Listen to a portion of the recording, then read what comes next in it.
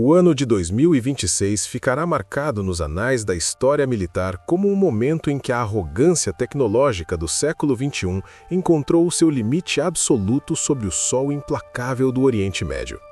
Imagine a cena: 28 de fevereiro, uma manhã que parecia comum em Tel Aviv, protegida pela rede de radares mais sofisticada do planeta, um sistema bilionário que o mundo aprendeu a chamar de invulnerável.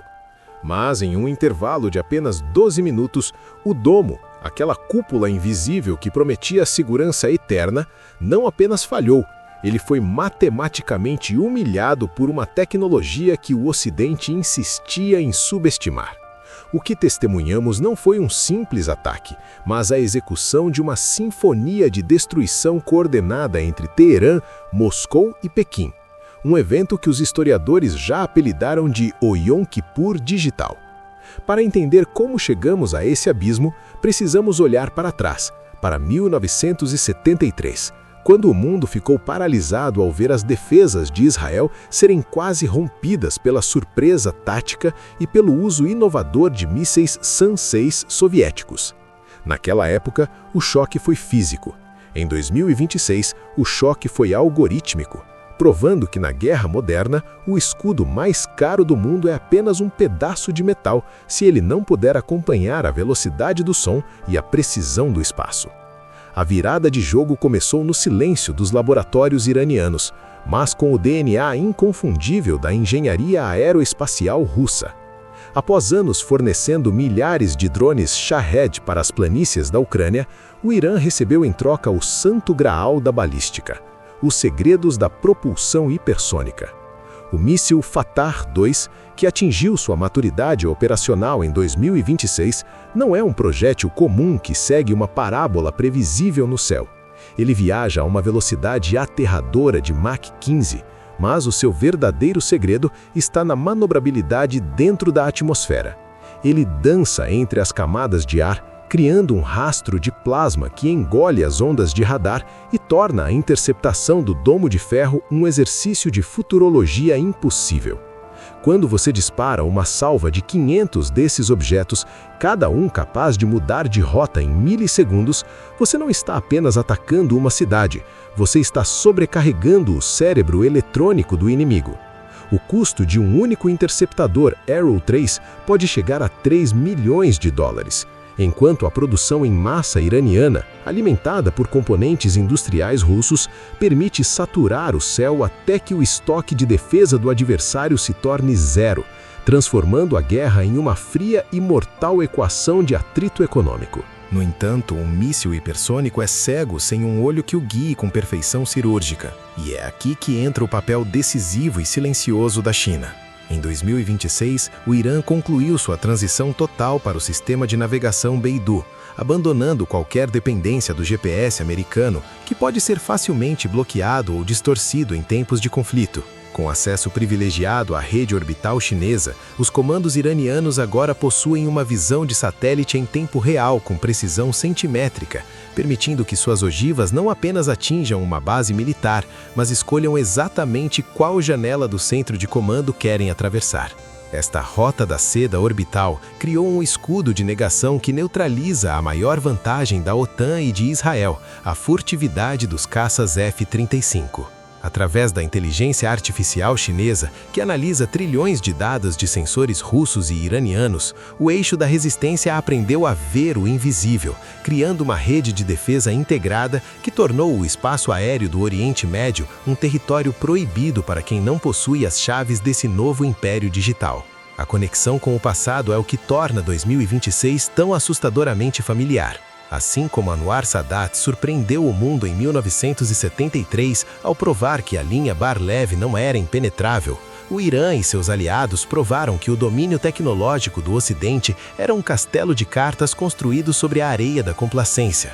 O Yom Kippur digital de 2026 não foi uma vitória da força bruta, mas uma vitória da paciência estratégica e da cooperação entre potências que decidiram que o mundo unipolar havia chegado ao fim. Vimos o nascimento de uma nova ordem mundial, onde o silício de Taiwan, o petróleo de Teherã e o ferro de Moscou se fundiram em uma única lança. O dia em que o domo falhou não foi o fim de Israel ou do Ocidente, mas foi o fim da ilusão de que se pode estar seguro apenas pagando mais caro pela tecnologia.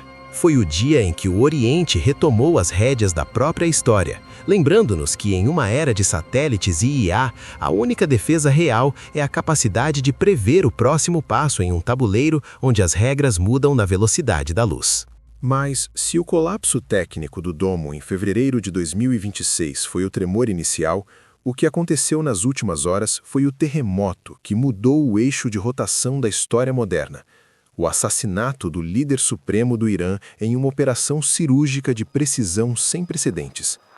O mundo parou no momento em que a confirmação ecoou pelas redes. O coração ideológico e espiritual da República Islâmica parou de bater sob o comando direto de uma Casa Branca que, sob a gestão de Donald Trump, decidiu abandonar a diplomacia das sombras para abraçar a doutrina do caos controlado. Ao eliminar a figura que por décadas foi o símbolo da resistência ao Ocidente, os Estados Unidos não apenas removeram um líder, mas chutaram a colmeia de um nacionalismo ferido que remonta aos traumas do golpe de 1953. Para Trump, a intenção é clara e brutalmente pragmática. Ele não busca uma guerra de ocupação lenta e cara como a do Iraque em 2003, mas sim a decapitação total do regime para forçar uma implosão interna, acreditando que, sem a cabeça, o corpo do eixo da resistência entrará em colapso antes que a China ou a Rússia possam intervir. É a cartada final de um líder que vê no Oriente Médio o último obstáculo para a consolidação de uma nova hegemonia americana, onde o petróleo volta a ser o lastro da paz sob o cano de um canhão, ignorando que na história da Pérsia, o martírio é um combustível muito mais potente do que qualquer combustível fóssil. A profundidade desse acontecimento nos leva a um paralelo sombrio com o assassinato do arquiduque Franz Ferdinand em 1914. Estamos vivendo o momento Sarajevo do século XXI, onde uma única bala, ou neste caso, um míssil hipersônico invisível, tem o poder de ativar alianças automáticas que podem incendiar 3 continentes. Para o Irã, a morte do seu guia espiritual não é apenas uma perda política, é uma profanação religiosa que exige o que eles chamam de vingança final, uma resposta que não será medida em um único ataque, mas em uma sufocação sistemática dos interesses globais. A resposta iraniana já começou no silêncio dos estreitos. O fechamento iminente do Estreito de Hormuz não é mais uma ameaça, é uma realidade logística que pode levar o preço do barril de petróleo a níveis que a economia mundial, ainda cambaleante pela crise de 2025, simplesmente não consegue suportar.